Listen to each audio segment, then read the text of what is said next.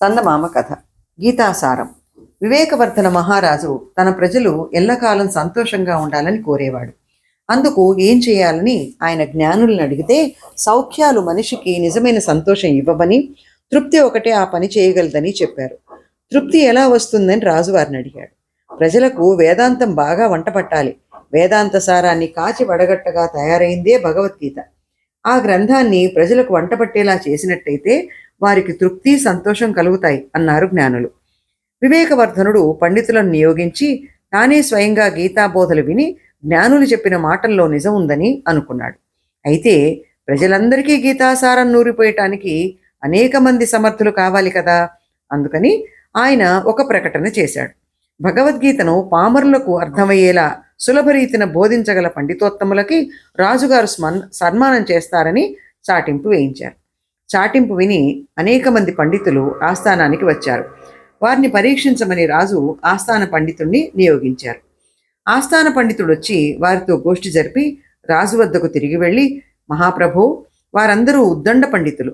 భగవద్గీతలో వారిని పరీక్షించే శక్తి నాకు లేదు అన్నాడు. రాజుకు ఏం చెయ్యాలో పాలుపోలేదు. ఆ సమయంలో రాజధానికి చిరంజీవి వచ్చాడు. దేశంలో గల ఉద్దండ పండితులందరూ రాజుగారి దివాణానికి వచ్చున్నారని తెలిసి వారితో గోష్ఠి జరిపే కోరికతో చిరంజీవి ముందుగా ఆస్థాన పండితుణ్ణి కలుసుకున్నాడు. ఆస్థాన పండితుడు అది వరకే చిరంజీవిని గురించి విని ఉండటం చేత అతన్ని రాజు వద్దకు తీసుకువెళ్ళి, ఎలాంటి చిక్కు ప్రశ్ననైనా విడదీయగల సమర్థుడు ఈయన. అదృష్టవశాత్తు మన నగరానికి వచ్చారు.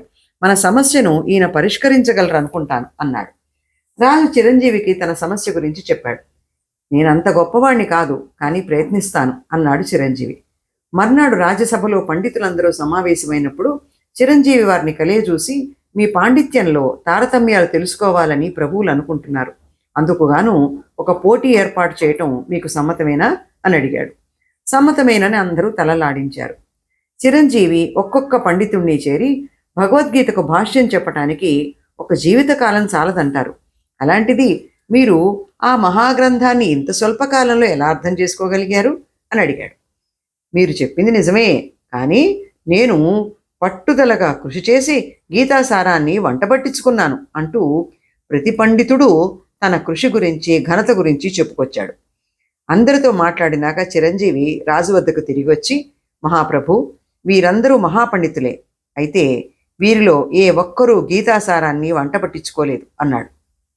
పండితులు తెల్లబోయారు. రాజు కూడా.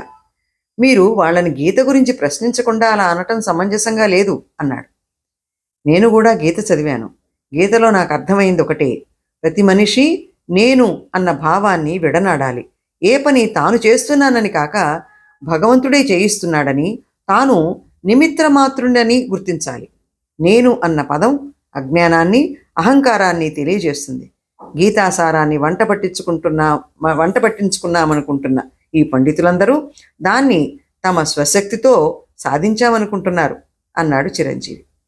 పండితులందరూ ఏకగ్రీవంగా చిరంజీవి చెప్పింది నిజమని, తమలో విద్యాగర్వం, అహంకారం జాస్తిగా ఉన్నాయని తెలుసుకున్నామని, ఆయన మాటలతో తమకు జ్ఞానోదయం అయిందని ఒప్పుకున్నారు. రాజు పండితులను యథాశక్తి సన్మానించి పంపేశాడు. చిరంజీవితో, నా ప్రజలు సంతోషంగా ఉండగలందుకు వారికి గీత బోధింపచేద్దాం అనుకున్నాను. ఇంకేదైనా ఉపాయం ఉంటే చెప్పండి అన్నాడు. చిరంజీవి రాజుతో ఇలా చెప్పాడు. సంతోషం అనే పదానికి అర్థం లేదు ప్రభు. దేశంలో సోమరులు అనేవాళ్ళు లేకుండా చెయ్యండి. వయోజనులందరూ కష్టపడి పనిచేసే మాటైతే దేశం కలకాలం సిరి సంపదలతో తొలదూగుతుంది. తాను కష్టపడి సంపాదించుకున్నది అనుభవించే ప్రతి వాడికి తనకు తెలియకుండానే తృప్తి ఉంటుంది. వేదాంత బోధలు మనుషుల్ని సోమరులుగా చేస్తాయి. ఆసక్తి ఉన్నవారు వాటిని గురించి ఎలాగో తెలుసుకుంటారు. అది వారి స్వవిషయం అవుతుంది. దానికోసం మీరు ప్రత్యేకంగా ప్రయత్నించాల్సిన అవసరం లేదు అన్నాడు.